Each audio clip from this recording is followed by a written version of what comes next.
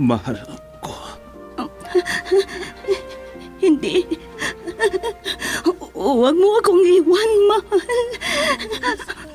Ikaw ang buhay ko.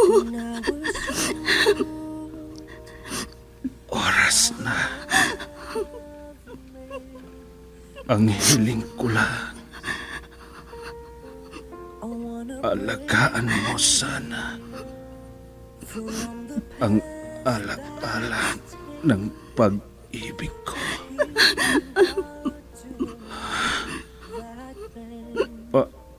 Paalam, mahal ko. Hindi. Hindi ka mamamatay. Hindi!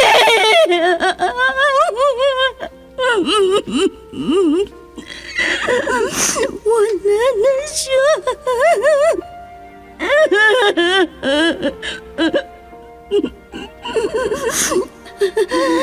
Baunin mo ang walang hanggang pag-ibig ko. Saan ka man naroroon, mahal ko.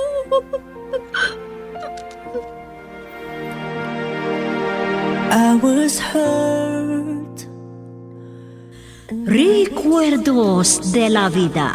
I thought you will forever. Drama na kung saan inyong mapakinggan ang mga pangyayari sa nakalipas na panahon sa buhay ng isang tao. Mga kaganapan at mga bagay na nanatiling alaala na lamang na nagkaroon na ng pugad sa dibdib. Alaala na hindi kayang burahin ng panahon kailanman. Recuerdos de la Vida. Mula sa pluma nila Lubimin Aquino Sr., Leti Astudillo Aquino.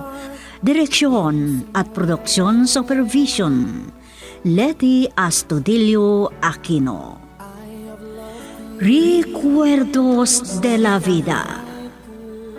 Mula sa Lovelet Artist and Talent Center Drama Productions, handog sa inyo ng #1 and most trusted radio network in the country, Bombo Radio Philippines. Basta Radio, Bombo!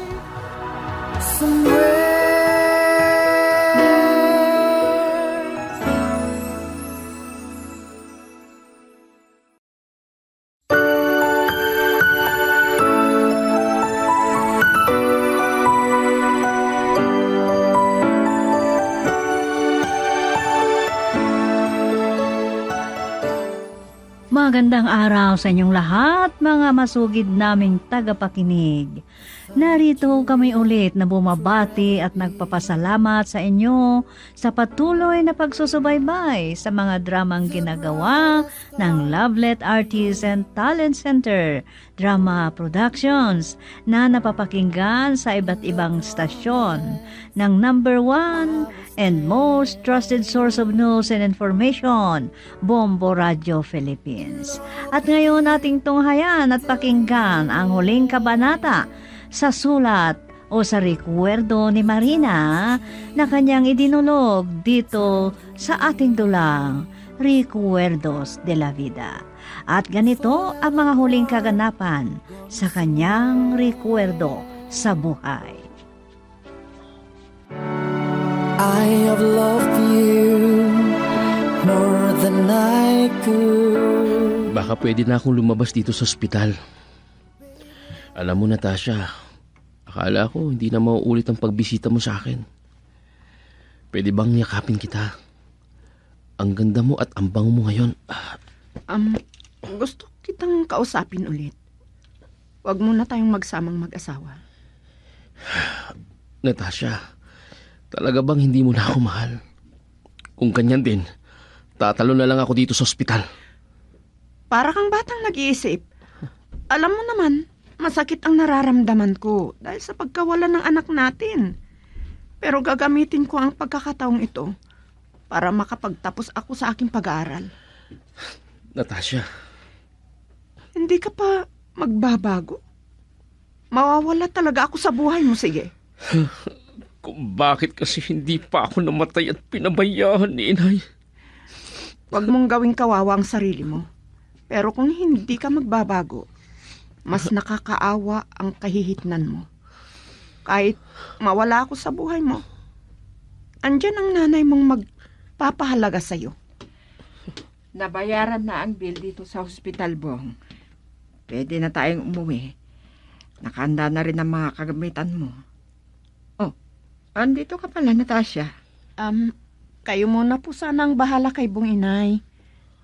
Kayo ang mga magulang niya, kaya pakibantay muna ang asawa ko, ha? Sana magbago na rin siya. Sige, mauna na po ako. Samahan na kita. Ihahatid kita sa inyo. Ginamit ko ang sasakyan ni Itay. May pupuntahan pa ako, Inay.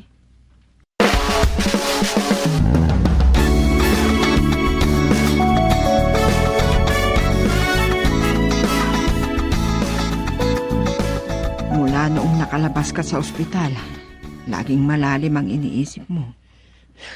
Inay, 2 beses na akong muntikang mamatay. Bakit hindi pa kasi ako natuluyan? Makinig ka sa akin, anak. Gaya ng sabi ni Natasha, hindi ka na bata. Magbago ka na. Asawa mo pa rin si Natasha. At kung talagang mahal mo siya, patunayan mo. Inay, Ayusin mo ang buhay mo. Sa susunod na semestre, ipagpatuloy mo ang pag-aaral mo. Ako ang magiging pinakamasayang ina. Higit yan, maaayos ang relasyon ninyong mag-asawa. Babalik si Natasha at magkakaroon kayo ng anak. Ano yung pinagsasabi mo sa anak mo? Hindi mo siya mababago? magaling magsalita si Itay. Pero hindi niya nakikita ang sarili niya. Huwag mo lang pakinggan ng tatay mo. Walang iyang ubong to. Tingnan nyo, inuubo na nga. Nakukuha pa niyang uminom.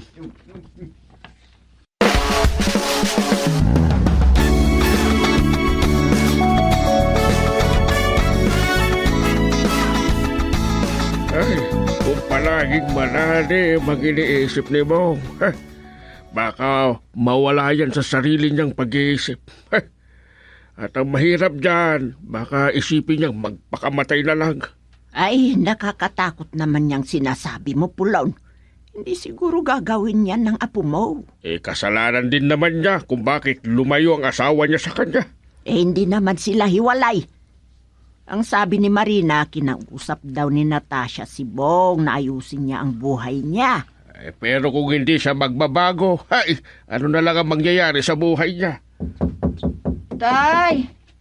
Inay! Nandito po ako. Ang anak mo. Pumasok ka, Marina! Pinag-uusapan namin si Bong. Ang lalim daw ng iniisip niya. Ay, naaawa ako sa kanya, Itay. Talagang ang lungkot niya. Gustong-gusto na niyang makita si Natasha. Pero hindi ko alam kung tatawagan ko si Natasha. At sino naman ang may kasalanan, Abel? Pulon, huwag kang magsalta ng ganyan. Hindi ako nawawalan ng pag-asa, Itay, Inay. Ako ang pinakamasaya kung maaayos ni Bong ang kanyang buhay.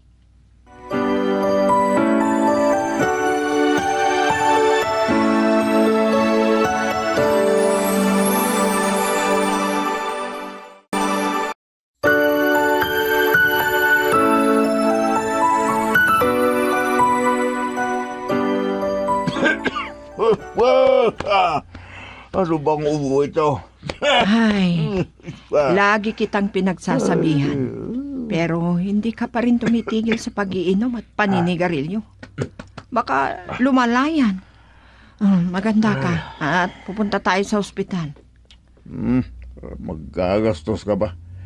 Marami ulit sasabihin si Itay kung malalaman niya. Panoorin mo na lang akong maghirap. At kung mamatay ako, si Itay ang pinakamasaya. Ano ba yung sinasabi mo, Nanding? Di ba? Para maipakasal ka niya sa mayaman, gaganda pa ang buhay mo. Hindi nagbabago ang kanda mo. Para kang si Natasha. At siguradong marami ang may gusto sa'yo.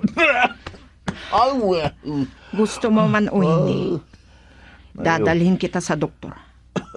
Oh, gusto mo bang buhatin ka ni Bong? Ano? Asawa kita, Nanding. Gaya ni Bong, umaasa akong magbabago ka rin.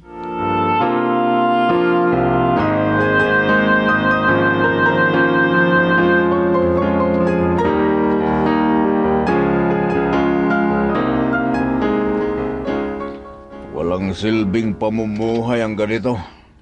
Ito ang napapala ko sa pag-aabuso ko sa sarili ko. May problema raw sa baga ko. Malala pala ang sakit ko. Bong! Tatawagan ko sana si Natasha, Itay, pero hindi ko na tinuloy. Baka hindi niya rin ako sagutin. Siya nga pala, bakit hindi kayo sabay na umuwi ni Inay? Bumili siya ng gamot ko at pupunta pa siya sa market. Sinabi ko kasing gusto kong mag-ulam ng karne ng baka. Andiyan na si Inay. Nagbukas ang gate, Itay. Teka lang, bakit hindi niya pinasok ang sasakyan? Baka may pupuntahan pa siya.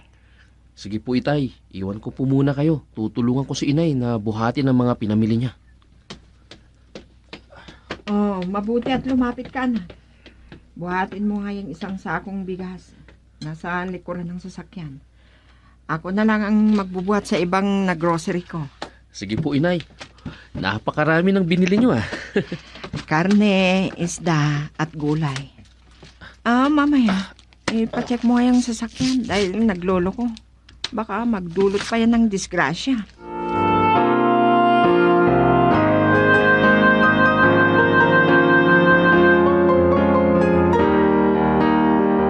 Marina, akala ko ba ay pinahospital mo na si Nanding? Nakita ko naman sila ni Bong sa harap ng bahay niyo. Pero hindi kayo nagpakita sa kanila, Itay. Pina-check up ko lang si Nanding. Maraming gamot ang nireseta ng doktor. Kailangan rin niyang magpa-check up ulit sa susunod na buwan dahil may spot ng baga niya. Mabuti naman kung hindi masyadong apektado ang atay niya. Tama kayo, Itay. Pero ang dami na niyang nararamdaman. Nagkasakit na siya ng ganyan noon. Pero binalikan niya pa rin ang kanyang bisyo. Pero kung hindi siya magbabago, ay hindi ko alam. Ngayon ko lang nakita na magandang pag-uusap nila. Nagtataka ako. Kaya masaya akong nakakita sa kanila, Itay. Sana magbago na silang dalawa.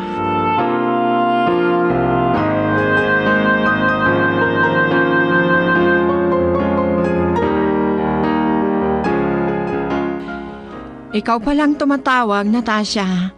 Ay, pagpasensyaan mo na. At hindi ko kaagad nasagot ang tawag mo. Oh, napatawag ka? Miss ko na kayo, Inay. Bibisita ako sa susunod. Kamusta pala si Bong? Yun. Malungkot. Naku, miss ka na rin niya. Minsan gusto ka niyang tawagan, pero hindi niya tinutuloy dahil baka hindi mo raw sagutin. Inay, asawa ko pa rin si Bong. Gaya ng sinabi ko, kung mahal niya ako, kailangang patunayan niya. Inay, sino po ang kausap niyo sa cellphone? Si Natasha. Oh, eto ang cellphone. Kausapin mo ang asawa mo.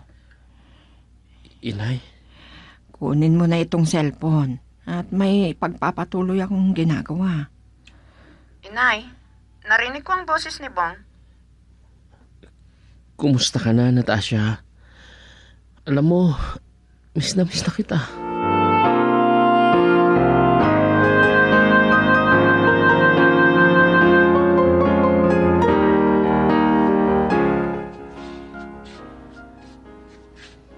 Ang gwapo ng apo ko. Kung ganoon, nagdesisyon kang ipagpatuloy ang pag-aaral mo. Opo, Lola. Talagang gwapo ako. Alam niyo po ba, magkakaroon na rin po kayo ng apo. Ano? Ay may iba ka bang nililigawan? Ay, ang pag-aaral mo muna ang atupagin mo. Iyan ang palagi kong sinasabi sa kanya, inay. Lola, inay, pagbubutihan ko na po ang aking pag-aaral. Ayaw kong magaya kay Itay. Inay, andito kayo pala. Narinig niya siguro ang sinabi niyo, Bong.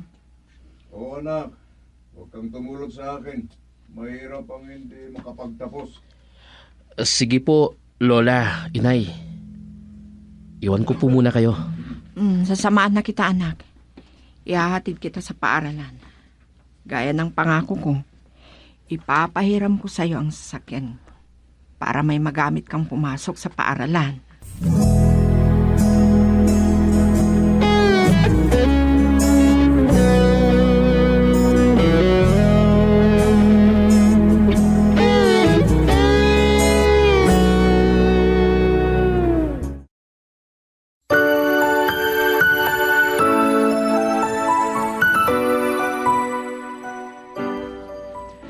Diyos ko, nagpapasalamat ako sa inyo dahil pinakinggan niyo ang mga panalangin ko. Ay. Mula nang pumasok si Bong sa paaralan, hindi pa siya lumiban. At kung may hindi siya naiintindihan sa kanyang assignment, nagpapatulong siya sa akin. Minsan, nalulungkot siya. At kahit gusto niyang tawagan si Natasha, hindi niya tinutuloy. Ipagpatuloy ko na itong ginagawa ko. At nang makauwi na ako. Pasado 6:00 na pala. Sinanding ang tumatawag. Baka hinihintay na niya ako. Hindi ko pala nasabi sa kanya na mag-overtime ako. Hello? Matagal ka pa ba? Malapit na akong lumabas.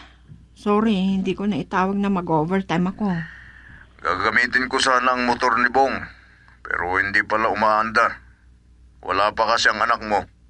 Ha? Ay, baka nasa paaralan pa siya. Ang inaalala ko, baka kasama niya ang mga barkada niya. Tatawagan ko siya pagkatapos ng pag-uusap natin. Tinawagan ko siya, pero hindi sumasagot. Ay, bakit kaya? Anong nangyari kaya sa kanya?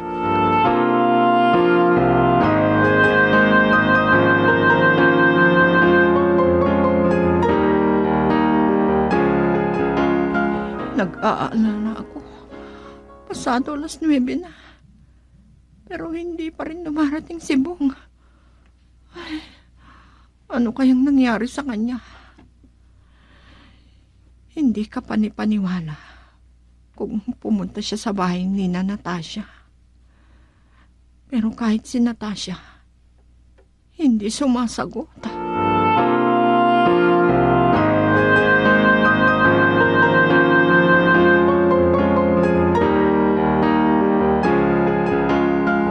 Akala ko, nagbago na si Bong. Pero naamoy kong amoy alak. At umaga pa siya dumating. Bong, gising ka na pala.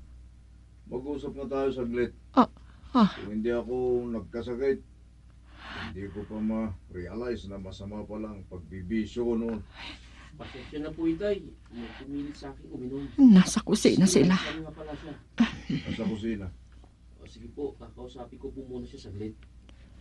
Itay, salamat po sa pangangaral niyo sa akin. Ay, salamat. Anak. Inay, patawarin niyo po sana ako. Alam ko pong nasaktan ko po kayo. Dahil lasing ako umuwi kagabi. Nangako po ako na magbabago na ako. May dahilan kung bakit uminom ako. Pero sa ngayon, hindi ko pa po masasabi sa inyo. Kahit ilang beses kang magkamali, anak, hindi mauubos ang pangunawa ko sa iyo. Salamat, Inay. Pangako ko po, magbabago na po ako. Magbabago ng tuluyan para sa inyo.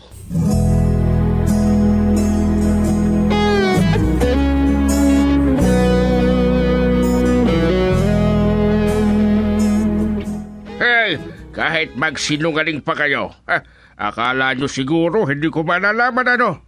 Talagang hindi na magbabago yan si Bong. Humingi ng tawad si Bong sa akin, Itay. Nangako siya na iyon na yung huli niyang pag-iinom. Ang dami niyong sinasabi. Huwag nga ako ang pinagloloko nyo. Pulaon. Isa ka pang konsentidor na matanda ka. Ah, O nga pala, saan siya pumunta? Baka mamaya meron na naman siyang mabubuntis na iba. Kahit hindi sila nagsasama ni Natasha, Itay, siya pa rin ang mahal niya. Hindi ko alam sa inyo. Bahala na kayo yan. Iwanan ko na kayo. Hindi na magbabago yan. Ay, pagpasensyahan mo ang tatay mo, Marina. Alam mo naman ang ugali niya. Mahirap siyang kontrahin.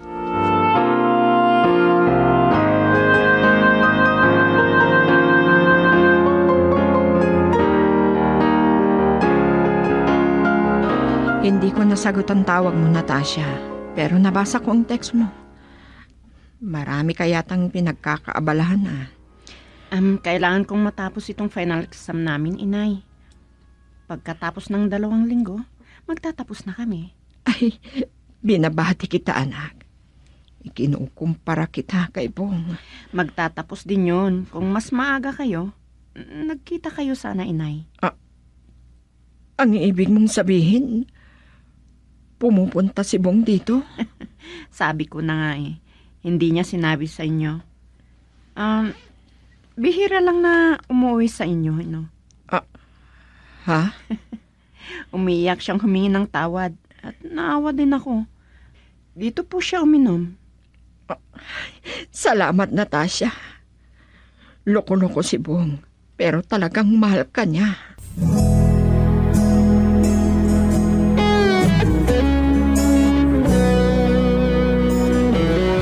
Binabati kita sa iyong pagtatapos, Natasha. Masaya ako para sa iyo. Salamat at nandito kayo, Inay. Oh, bakit hindi niyo kasama si Itay? Hindi pa siya makalabas. Nagkagamot pa kasi siya. Inay, may mas maganda pong bagay na malalaman po kayo. Pero, sorpresa iyon. Basta ipangako mong magtatapos ka na. Ikaw ang susunod na magtatapos. Bong, tawagin mo ang nakababata kong kapatid at magpa-picture tayo. Pagkatapos, uuwi na tayo.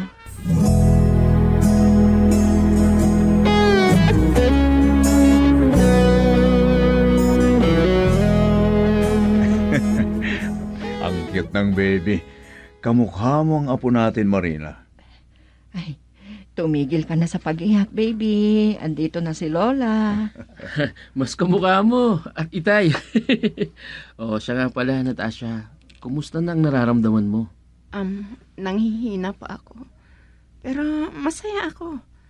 May kapalit din ng unang baby nating nawala. Bakit umiiyak ka? Hindi ko mapigilan ang nararamdaman ko, Bong. Natasha, anak. Mahina ka pa. Huwag kayong mag-alala, Inay. Okay na ako.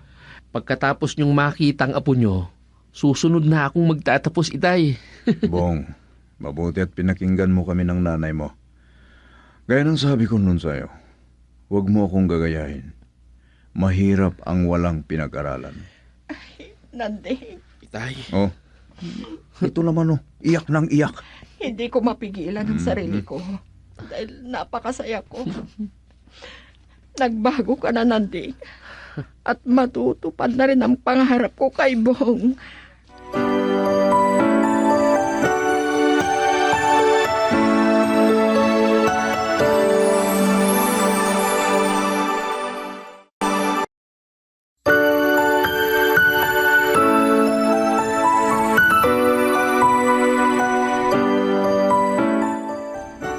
Sa ngayon, Tia Sofia, nagtatrabaho na sina Bong at Natasha.